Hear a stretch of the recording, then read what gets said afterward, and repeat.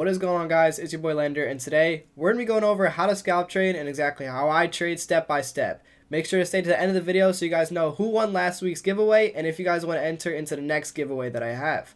Make sure you guys subscribe, leave a like, and let's begin. I'm going to be going over how to scalp trade from scratch, so this will be good for any beginners out there, also any advanced traders that want a refresher. Let's go ahead and start out with the platforms that I'm using. I'm using Thinkorswim and Interactive Brokers. Thinkorswim I use to execute my trades on. Interactive Brokers is where I host all my subscriptions at. Here are the subscriptions for Interactive Broker. I'll be getting into why I have these subscriptions later on in the video, but for right now, if you guys want to go ahead and take a screenshot of this, I pay $47.50 each month for Interactive Brokers. The main thing that I use Interactive Brokers for is their level 2. I trade the same basket of stocks every single day, Tesla being the top one that I trade. I look for stocks that are not only volatile, but have the contracts that are expensive and liquid enough for me to only have to buy a few contracts and be able to get filled on a few contracts to make me thousands a day. Here is Amazon. We're going to start out with a daily time frame. We can see that the $100 level bounced multiple times on the daily time frame. Next, I want to go to the 1 hour time frame.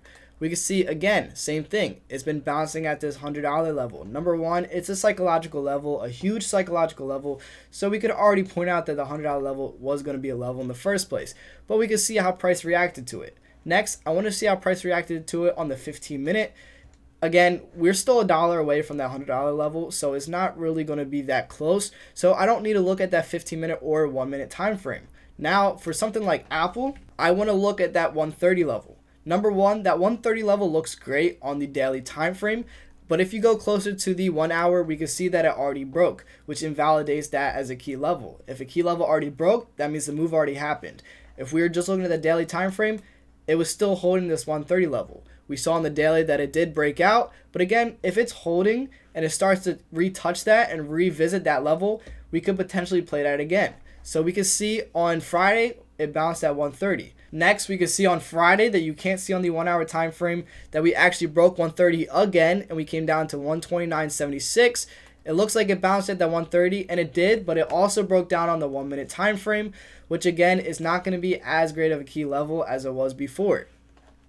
So personally, I wouldn't play this at all.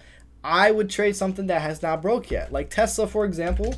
Tesla 625. The reason being is because we bounced there at Thursday, and we've been retesting these levels for multiple days in a row. As you guys can see here, there's no lagging indicators on my chart besides VWAP. I don't even use VWAP. I just have it on my screen just to get a general direction of what's happening. But again, I don't use any lagging indicators, and I'll tell you guys why in a second. The reason being is because they're lagging indicators. The definition is lagging, right? I don't want to see what happened previously. I want to see what's happening now, and I want to see what's going to happen in the future. You're not going to be able to get that information looking at lagging indicators, like the EMAs, MACD, RSIs. The main thing you should have is the tape, which is the time of sales, the level 2, and the volume.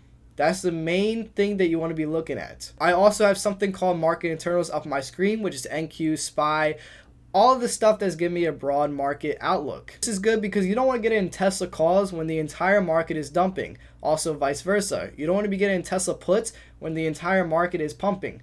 Obviously, this goes case by case, but for overall, you do not want to go against the market. You want to make sure the market is correlating with your trade. If NQ or SPY is breaking to the upside and you're about to play calls on Tesla, that's going to be a good thing compared to if the market is doing the opposite of what you're doing. Obviously, you can't just go by that, but this is one confirmation to use. You do not want to get into a trade if it's doing the opposite of you. Under certain circumstances, you can. If Tesla, for example, is very strong because it had news or something like that. Now let's go over our plan from the first step. We got our key level. We're looking at the market overall. This is the subscription from Interactive Brokers that will give you this. I screenshotted this from, I think, Friday or Thursday. This is something called the level 2. This will show you the orders that are waiting to be executed at certain price points. As you guys can see here, there's a buildup of orders at 650, right? You guys could also see another buildup around that 645. You could also see a buildup around 642. But the main thing we're going to be looking at is this huge wall right here. A wall is just a buildup of orders at a certain price point. So you guys can see how there's like no wall here. 100, 100, 100, 200, 6,600, right? And then there's 3,700 orders, 4,000 right here at around 649. So you guys can see where the walls are at. These are called walls, and you guys are going to hear me refer to this as walls all the time. It's just a buildup of orders at a certain price. The dam holds back all the water. Now for this example, think of the dam wall as sellers and think of the water as buyers. If the buyers are able to outweigh the sellers here, what do you guys think is going to happen to the dam itself?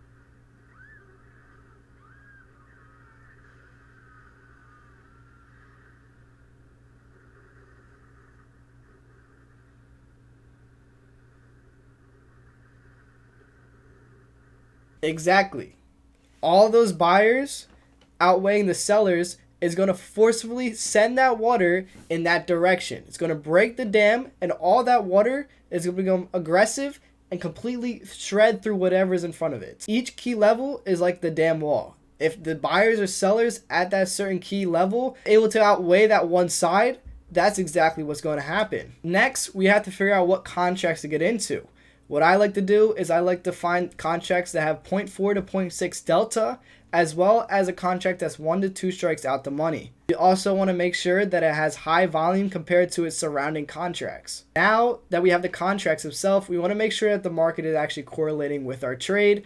Just by looking at NQ or SPY or any of your market internals, you just want to make sure everything's correlating with each other. Next, the most important thing is momentum and time of sales. Again, momentum is kind of hard to identify if you don't have the proper screen time and experience, which is why it's so important to always show up every single day when the market is open to get that screen time to see exactly how everything is correlating with each other and how everything moves with each other. Once I see the bid or ask breaking, depending if I'm playing calls or puts, that's what I'm going to be entering. A 10-second hesitation could be the difference between you being up 10% or you being at break even, which will screw over your risk to reward, and it will also screw over your stop loss, because now your stop loss is going to be 10% more, which means you're going to be losing 10% more if you're wrong on this trade. Also, your profits is going to be skewed, as you're not going to gain as much profit percentage as you could have when you first was about to play the breakout.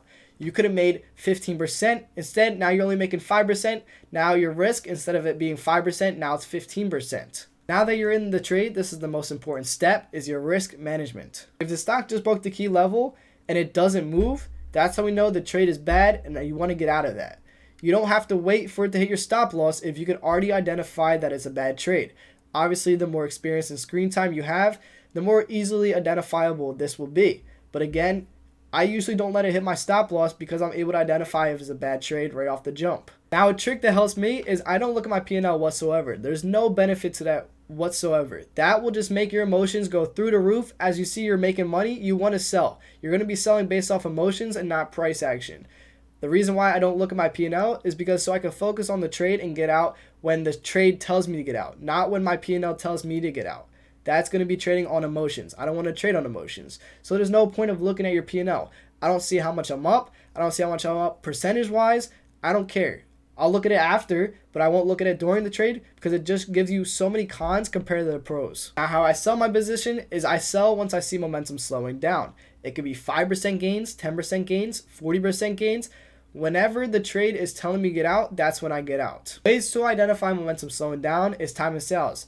Obviously, it comes from screen time and experience, but it also comes from time and sales. If you start to see, for example, you're trading Tesla 650 to the upside, and you start to see the ask and bid kind of holding there, and you see prices actually holding this certain level, that's a sign that there is some resistance there and you want to get out. Once you see prices hesitating to make that new high, you probably want to be looking to get out. Usually, I'll get a move within the first 15 minutes, and that will be my trade for the day. But I'm still on until 11, just in case there's something that's setting up. For example, sometimes it takes until 10:30 for a key level to finally break. Sometimes it's within the first 5 minutes, and sometimes it doesn't happen at all. Now I'll be picking last week's giveaway winner. If you guys want to be a part of the next giveaway, all you guys have to do is just leave a comment on this video. Make sure you guys like and subscribe as well.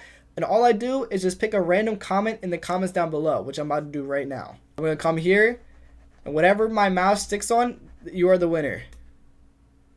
Alright, so Harith Patel won. Make sure you DM me on Instagram, and then you guys will be able to claim your gift card. If you guys want to be a part of the next giveaway, make sure you guys just comment down below in this video, and I'll be picking the winner on the next video. Also, I have a free educational Telegram in the description down below, as well as a Discord chat room, where I give my daily watch list, live trading daily, and also all the trades that I'm taking as well as 3 to 5 lessons per week. If you want more info on that, make sure you guys DM me on my Instagram down below. Well, that's the video. I hope you guys enjoyed. I'll see you guys in the next one. Peace.